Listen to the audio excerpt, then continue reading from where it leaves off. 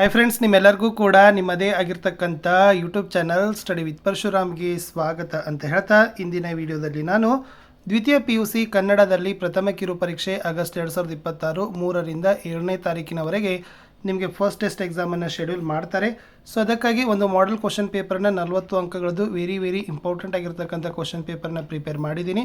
So views ಬಂದರೆ, likes ಬಂದರೆ ಇನ್ನೊಂದು ಕ್ವಶನ್ ಪೇಪರನ್ನು ಹಾಕ್ತೀನಿ ಅಂತ ಹೇಳ್ತಾ ವಿಡಿಯೋನ ಲೈಕ್, ಶೇರ್ ಮತ್ತು ಸಬ್ಸ್ಕ್ರೈಬ್ ಮಾಡೋದನ್ನು ಮಾತ್ರ ಮರೆಯದಿರಿ.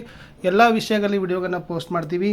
ಇನ್ನೂ ಯಾವ ವಿಷಯದ ವಿಡಿಯೋಗಳು ಬೇಕು ಅನ್ನೋದನ್ನು ಕಮೆಂಟ್ನಲ್ಲಿ ಹಾಕಿದರೆ ಖಂಡಿತವಾಗಿ ನಾವು ಮಾಡೆಲ್ ಕ್ವಶನ್ ಪೇಪರ್ಗಳನ್ನು ವೆರಿ ಇಂಪಾರ್ಟೆಂಟ್ ಆಗಿರೋದನ್ನು ನಿಮಗಾಗಿ ಅಪ್ಲೋಡ್ ಮಾಡ್ತಾನೆ ಹೋಗ್ತೀವಿ.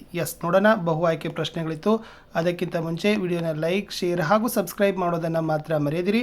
ಆಲ್ರೆಡಿ ದ್ವಿತೀಯ PUC ಕನ್ನಡ ಪ್ರಶ್ನೋತ್ತರ ಅಂತಲೇ ಒಂದು ಪ್ಲೇಲಿಸ್ಟ್ ಲಿಂಕ್ ಇದೆ, ಅಲ್ಲಿ ಹೋಗಿದರೆ ಪ್ರತಿ ಪಾಠದ ಪ್ರಶ್ನೋತ್ತರಗಳನ್ನು ಹಾಕಿದ್ದೀವಿ.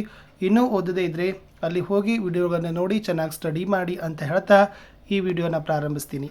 ತನುಜ ಎಂದರೆ ಯಾರು ಅಂತ ಕೇಳಿದ್ದಾರೆ. ಸೊ ಗೊತ್ತಿರಲಿ, ಆಪ್ಷನ್ ಇ ಮಂಡೋದರಿ. ಯಾರ ಕೈಯಲ್ಲಿ ದರ್ಪಣವಿದ್ದು ಫಲವಿಲ್ಲ? ಆಪ್ಷನ್ ಇ ಅಂಧಕನ ಕೈಯಲ್ಲಿ.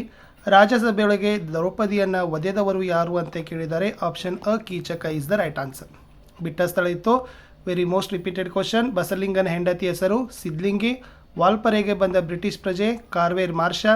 ದುರಾಸೆಯ ಹುಡುಗನನ್ನು ನಿರಾಕರಿಸಿದವರು ಯಾರು ಅಂತ ಕೇಳಿದ್ದಾರೆ. Nisha Sharma is the right answer. ಇನ್ನು ಪದ್ಯಭಾಗದಲ್ಲಿ ನಿಮಗೆ 3 ಪ್ರಶ್ನೆಗಳನ್ನು ಕೊಟ್ಟಿದ್ದಾರೆ, 2ಕ್ಕೆ ಉತ್ತರಿಸಬೇಕು. ಪ್ರತಿಯೊಂದಕ್ಕೂ ಕೂಡ 2 ಅಂಕ. ಸೀತೆಯ ತಲ್ಲಣಕ್ಕೆ ಕಾರಣವೇನು ಅಂತ ಕೇಳಿದ್ದಾರೆ. ರಾವಣನ ಆಗಮನದ ಸುದ್ದಿ ತಿಳಿದ ಸೀತೆಯು ರಾಮಲಕ್ಷ್ಮಣರ ಬಗ್ಗೆ ಏನನ್ನು ಕೇಳಬೇಕಾಗುತ್ತದೋ, ಯಾವ ಕೆಟ್ಟ ಸುದ್ದಿಯನ್ನು ರಾವಣ ತಂದಿರುವನೋ ಎಂದು ಸೀತೆ ತಲ್ಲಣಗೊಂಡಳು. ಮುಂದಿನ ಪ್ರಶ್ನೆ, ಯಾವಾಗ ನಿಲ್ಲಬಹುದು, ಯಾವಾಗ ನಿಲ್ಲಲಾಗದು? ಉತ್ತರ, ಒಲೆ ಹತ್ತಿ ಉರಿದರೆ ನಿಲ್ಲಬಹುದು, ಧರೆ ಹತ್ತಿ ಉರಿದಡೆ ನಿಲ್ಲಲಾಗದು. ಪ್ರಶ್ನೆ 3, ಗಂಡರೇವರು 3 ಲೋಕದ ಗಂಡರಾರು ಹೆಸರಿಸಿರಿ. ಗಂಡರೇವರು ಎಂದರೆ ದ್ರೌಪದಿಮಯ ಗಂಡಂದಿರಾದ ಯುಧಿಷ್ಠರ, ಭೀಮ, ಅರ್ಜುನ ಮತ್ತು ನಕುಲ ಸಹದೇವರು. ಇವರು 3 ಲೋಕದ ಗಂಡರೆಂದು ಹೆಸರಾದವರು. ಇದು ಪದ್ಯ ಆಯಿತು. ಇನ್ನು ಗದ್ಯ ಭಾಗದ ಪ್ರಶ್ನೆಗಳಿದ್ದಾವೆ. ಇಲ್ಲಿನೂ ಕೂಡ 3 ಕೊಟ್ಟಿದ್ದೀವಿ, 2ಕ್ಕೆ ಉತ್ತರಿಸಲಿಕ್ಕೆ ಕೇಳಿದ್ದಾರೆ.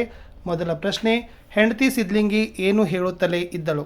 ಉತ್ತರ, ಹೆಂಡತಿ ಸಿದ್ಲಿಂಗಿ ಮಗುವಿಗೆ ಮೈಯಲ್ಲಿ ಸರಿ ಇಲ್ಲ, ಕೆಮ್ಮು ಹೋಗುತ್ತಲೇ ಇಲ್ಲ, ಶಿವನೂರು ಸ್ವಾಮಿಗಳಿಗೆ ತೋರಿಸಬೇಕು ಎಂದು ಹೇಳುತ್ತಲೇ ಇದ್ದಳು.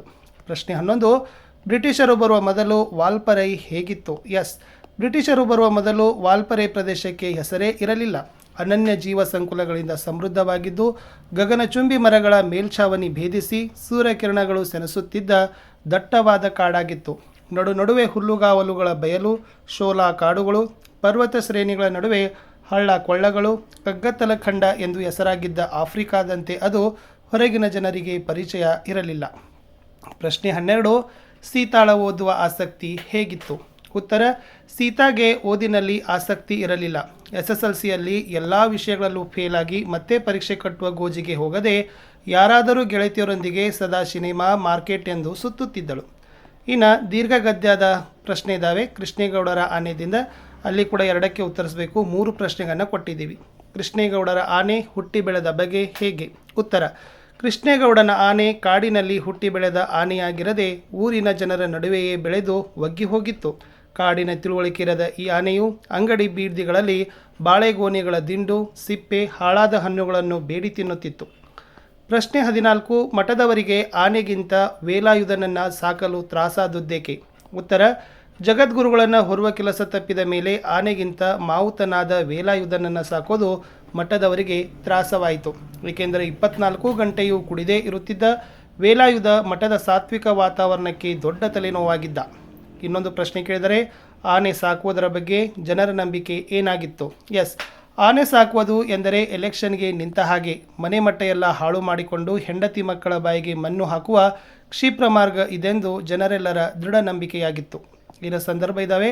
ಪದ್ಯಪಾಠದ್ದು 3ರಲ್ಲಿ 2ಕ್ಕೆ ಉತ್ತರಿಸಬೇಕು. ಪ್ರತಿಯೊಂದಕ್ಕೂ 3 ಪ್ರಶ್ನೆ, 2 ಬರಿಬೇಕು. 6 ಅಂಕ ಇದೆ. ಅಸಾಧ್ಯ ಮಪ್ಪು ಮಾರು ಒಕ್ಕ ಮಿಲ್ಲ ಅಂತ ಇದೆ. ಆಯ್ಕೆ ಇದೆ ನೋಡಿ.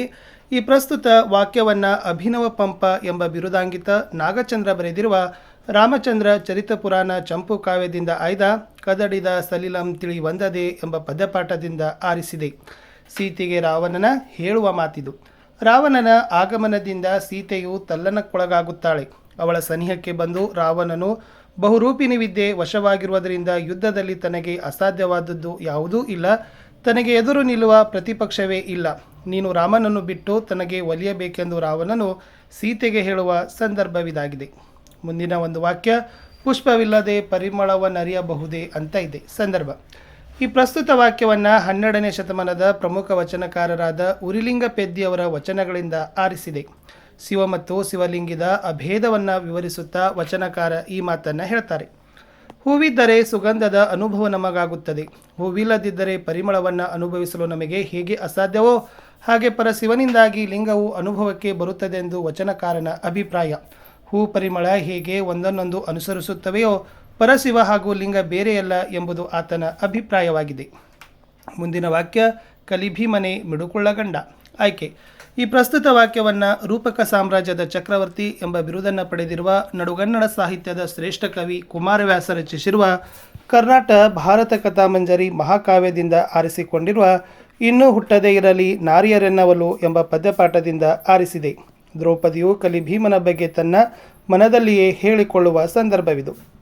ವಿರಾಟರಾಜನ ಸಭೆಯಲ್ಲಿ ಕೀಚಕನಿಂದ ಅವಮಾನಿತಳಾದ ದ್ರೌಪದಿಯು ಕೀಚಕನ ಉಪಟಳದಿಂದ ಪಾರಾಗಲು ತನ್ನ 5 ಗಂಡಂದಿರಲ್ಲಿ ಯಾರು ತನ್ನ ಕಷ್ಟಕ್ಕೆ ಬೆಂಬಲಕ್ಕೆ ನಿಲ್ಲುತ್ತಾರೆಂದು ಮನದಲ್ಲಿ ಯೋಚಿಸುವಾಗ ಕ್ರಮವಾಗಿ ಧರ್ಮರಾಯ, ಅರ್ಜುನ, ನಕುಲ, ಸಹದೇವ ಇವರುಗಳನ್ನು ಪರಿಪರಿಯಾಗಿ ಯೋಚಿಸಿದ ನಂತರ ಇವರುಗಳು ತನ್ನ ಕಷ್ಟ ನಿವಾರಣೆಗೆ ಬರುವುದಿಲ್ಲ ಎಂದು ಖಚಿತವಾಗಿ ತೀರ್ಮಾನಿಸಿದ ದ್ರೌಪದಿ ತನ್ನ ಗಂಡಂದಿರಲ್ಲಿ ಶೌರ್ಯಶಾಲಿಯಾದವನು, ಛಲಗಾರ, ಸ್ವಾಭಿಮಾನಿ, ಪೌರುಷಶಾಲಿಯಾದ ಕಲಿಭೀಮನೆ ತನ್ನ ಕಷ್ಟ ಅಗತ್ಯಗಳಿಗೆ ಬೆಂಬಲವಾಗಿ ನಿಲ್ಲುತ್ತಾನೆಂದು ದ್ರೌಪದಿ ಮನದಲ್ಲಿಯೇ ಯೋಚಿಸುವ ಈ ಮೇಲಿನ ಸಂದರ್ಭವಾಗಿದೆ.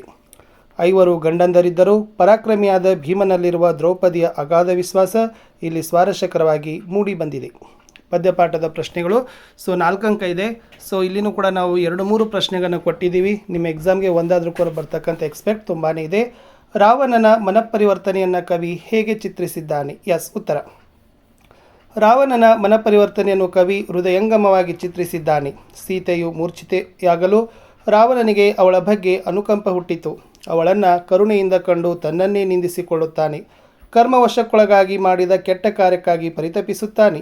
ಸೀತೆಯ ಬಗೆಗೆ ಮೋಹಗೊಂಡು ರಾಡಿಯಂತಾಗಿದ್ದ ಅವನ ಮನವೆಂಬ ಕೊಳ ಹುಟ್ಟಿದ ವೈರಾಗ್ಯದಿಂದ ತಿಳಿಯಾದ ನಿರ್ಮಲವಾದ ಜಲತಂತಾಗುತ್ತದೆ.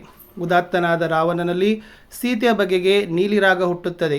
ಸೂರ್ಯನು ತನಗೆ ಹತ್ತಿದ ಸಂಧ್ಯಾರಾಗದಿಂದ ಮುಕ್ತಗೊಳ್ಳುವಂತೆ ರಾವಣನು ಸೀತಾ ವ್ಯಾಮೋಹದಿಂದ ಮುಕ್ತನಾಗಿ ಉತ್ತಮನಾಗಿ ಪರಿವರ್ತನೆಗೊಳ್ಳುತ್ತಾನೆ. ಹೀಗೆ ಕಾರುಣ್ಯರಸಮೂರ್ತಿಯಾದ ರಾವಣನ ಮನಪರಿವರ್ತನೆಯನ್ನು ಓದುಗರ ಮನಮುಟ್ಟುವಂತೆ ಕವಿ ಚಿತ್ರಿಸಿದ್ದಾನೆ. ನೆಕ್ಸ್ಟ್, ಬಸವಣ್ಣನವರ ಪ್ರಕಾರ ನೈಜ ಭಕ್ತಿಯ ಲಕ್ಷಣಗಳಾವು ಅಂತ ಕೊಟ್ಟಿದ್ದಾರೆ. ಇದು ಕೂಡ ವೆರಿ ಮೋಸ್ಟ್ ಇಂಪಾರ್ಟೆಂಟ್. ಅದರದ್ದು ಕೂಡ ಉತ್ತರ ಕೊಟ್ಟಿದ್ದೀನಿ, ಸ್ವಲ್ಪ ಪಾಸ್ ಮಾಡಿ ನೋಡ್ಕೊಡ್ರಿ. ಇನ್ನು ದ್ರೌಪದಿ ಅವಮಾನಕ್ಕೊಳಗಾದ 3 ಪ್ರಸಂಗಗಳನ್ನು ಪ್ರತಿ ಸರಿನೂ ಕೂಡ ಇದು ಎಕ್ಸಾಮ್ಗೆ ಪ್ರಶ್ನೆ ಬಂದೇ ಬರ್ತದೆ ಫ್ರೆಂಡ್ಸ್. ಅದನ್ನು ಕೂಡ ನೀವು ಚೆನ್ನಾಗಿ ಅದನ್ನು ನೋಡಲೇಬೇಕು. ಇನ್ನು ಗದ್ಯ ಭಾಗದ ಪ್ರಶ್ನೆಗೆ ಬಂದರೆ ಬಸಲಿಂಗ ಎದುರಿಸುತ್ತಿದ್ದ ಸಮಸ್ಯೆಗಳಾವವು ಅಂತ ಕೇಳಿದ್ದಾರೆ. ಇದು ಕೂಡ 4 ಅಂಕದ ಪ್ರಶ್ನೆ. 5-6 ವಾಕ್ಯಗಳಲ್ಲಿ ನೀವೇನು ಮಾಡಬೇಕು, ಉತ್ತರಗಳನ್ನು ಕೊಡಬೇಕು. ಪಾಸ್ ಮಾಡಬೇಕು. ಓಕೆ, ಭಾಳ ಪ್ರಶ್ನೆಗಳಿರೋದ್ರಿಂದ ಓದುವಾಗ ವಿಡಿಯೋ ಲೆಂತ್ ಆಗ್ತದೆ. ಅದಕ್ಕಾಗಿ ಉತ್ತರ ಕೊಟ್ಟಿದ್ದೀವಿ. ಜಸ್ಟ್ ನೀವು ಅದನ್ನು ಪಾಸ್ ಮಾಡಿದರೆ ಸಾಕು, ಖಂಡಿತವಾಗಿ ನಿಮಗೆ ಯೂಸ್ ಆಗೇ ಆಗ್ತದೆ. ಸಿಂಹ ಬಾಲದ ಕೋತಿಗಳು ಮತ್ತು ಹಾಡು ಹಕ್ಕಿಗಳಿಗಾದ ಅನಾನುಕೂಲಗಳಾವವು ಅಂತಕ್ಕಂಥ ಪ್ರಶ್ನೆ, ಇದು ಕೂಡ ಇಂಪಾರ್ಟೆಂಟ್ ಇತ್ತು. ಇನ್ನು ಲೇಖಕಿಯ ಪತಿಯ ಮೂತ್ರಪಿಂಡದ ಕಲ್ಲು ಕರಗಿ ಹೋಗಿದ್ದು ಹೇಗೆ? ಇದು ಕೂಡ ವೆರಿ ಮೋಸ್ಟ್ ಇಂಪಾರ್ಟೆಂಟ್. ಭಾಳ ಇದನ್ನು ಏನು ಮಾಡ್ತಾರಪ್ಪ ಅಂದರೆ ಕೇಳ್ತಾರೆ. ಓಕೆ, ಆಯ್ಕೆ ಇದೆ, ನಿಮ್ಮ ಕೈಯಲ್ಲಿರ್ಬೋದು ಇದು ಪಾಠ. But very most famous question. ಇನ್ನು ದೀರ್ಘಗದ್ಯದಿಂದ ಕೇಳಿದ್ದಾರೆ. ದುರ್ಗಪ್ಪ ನಿರೂಪಕರ ಬಳಿ ಬಂದ ಸಂದರ್ಭ. ಭಾಳ ಸಲ ಇದು ಕೂಡ ಕ್ವಶನ್ಸ್ ರಿಪೀಟ್ ಮಾಡಿತ್ತು, ಅದಕ್ಕಾಗಿ ಈ ಕ್ವಶನನ್ನು ಹಾಕಿದ್ದೀನಿ. ನೆಕ್ಸ್ಟ್ ವೆರಿ ಮೋಸ್ಟ್ ಎಕ್ಸ್ಪೆಕ್ಟೆಡ್, ಇದು ಒಂದು ಪ್ರಶ್ನೆಯೂ ಕೂಡ ನಿಮಗೆ ಖಂಡಿತ ಬರೋದು. ಕೃಷ್ಣೇಗೌಡರ ಆನೆ ಹುಟ್ಟಿ ಬೆಳೆದ ಬಗೆಯನ್ನು ವಿವರಿಸಿರಿ ಅಂತ ಕೇಳಿದ್ದಾರೆ. ಅದನ್ನು ಕೂಡ ಚೆನ್ನಾಗಿ ನೋಡ್ಕೊಡ್ರಿ. ಭಾಳ ಇಂಪಾರ್ಟೆಂಟ್ ಆಗಿರ್ತಕ್ಕಂಥ ಕ್ವಶನ್ಸನ್ನು ಕೊಟ್ಟಿದ್ದೆ. ಯಾಕಂದರೆ 4 ಅಂಕದ ಭಾಳ ಇರೋದ್ರಿಂದ ಪ್ರಶ್ನೆಗಳನ್ನು ಓದಲಿಕ್ಕೆ ತುಂಬ ಸಮಯ ತಗೋತದೆ. ಭಾಷಾಭ್ಯಾಸ ನೋಡಿ. ನಾನಾರ್ಥ, ಬಟ್ಟೆ, ದಾರಿ, ವಸ್ತ್ರ, ಅರಿ, ಶತ್ರು, ತಿಳಿ, ದೊರೆ, ಸಿಗು, ರಾಜ. ಕ್ರಿಯಾಪದಗಳ ಧಾತು ಬರಿಬೇಕು. ಹಾಡುವಳು ಹಾಡು, ಕುಣಿಯುತ್ತಿತ್ತು ಕುನಿ, ನುಡಿದನು ನುಡಿ. ಸ್ವಂತ ವಾಕ್ಯ, ಅಡಿಪಾಯ. ಪ್ರಾಥಮಿಕ ಶಾಲೆಯಲ್ಲಿ ಮಕ್ಕಳಿಗೆ ಉತ್ತಮ ಶಿಕ್ಷಣದ ಅಡಿಪಾಯ ಹಾಕಬೇಕು. ಅಜಗಜಾಂತರ, ಭರತ ಬಾಹುಬಲಿಯವರ ವ್ಯಕ್ತಿತ್ವದಲ್ಲಿ ಅಜಗಜಾಂತರ ವ್ಯತ್ಯಾಸವಿದೆ. ಕಣ್ಣರಳಿಸು, ಪ್ರಕೃತಿಯ ಸೊಬಗನ್ನು ಕಣ್ಣರಳಿಸಿ ನೋಡಬೇಕು. ಎನ್ನ ಮೇಲೆ ಗುಣವಾಚಕ ಬರಬೇಕಿತ್ತು. ಕಿರುಹಾದಿ, ಕಿರು, ಮರಿಗೊಂಬೆ, ಮರಿ, ಘೋರಪಾತಕಿ, ಘೋರ. ಇನ್ನು ವಿಭಕ್ತಿ ಪ್ರತ್ಯಯಗಳನ್ನು ಬರೀಬೇಕು. ಲಾಸ್ಟ್ ಇದೆ. ಕಚೇರಿಯಲ್ಲಿ, ಅಲ್ಲಿ ಸಪ್ತಮ ವಿಭಕ್ತಿ, ಬಸಲಿಂಗನನ್ನು, ಅನ್ನು ದ್ವಿತೀಯ ವಿಭಕ್ತಿ, ಕದಡಿದ ಅಷಷ್ಠಿ ವಿಭಕ್ತಿ. ಇಷ್ಟಿತ್ತು ಈ ವಿಡಿಯೋದಲ್ಲಿ. ಲೈಕ್, ಶೇರ್ ಮತ್ತು ಸಬ್ಸ್ಕ್ರೈಬ್ ಮಾಡೋದನ್ನು ಮಾತ್ರ ಮರೆಯದಿರಿ.